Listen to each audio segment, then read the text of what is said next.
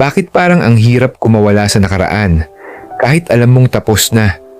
Minsan parang nakakadena tayo sa mga alaala, mga maling desisyon, pagkatalo o taong iniwan tayo.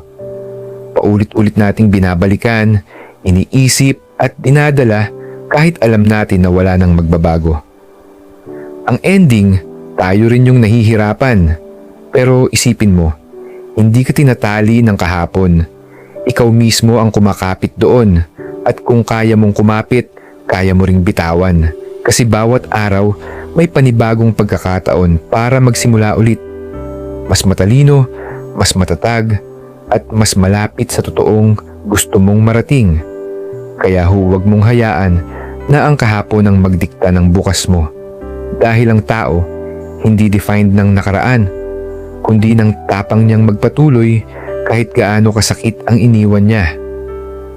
Ikaw, pipiliin mo bang mabuhay sa mga alaala ng kahapon o sisimulan mo na ang bagong kwento ng buhay mo? Comment mo sa baba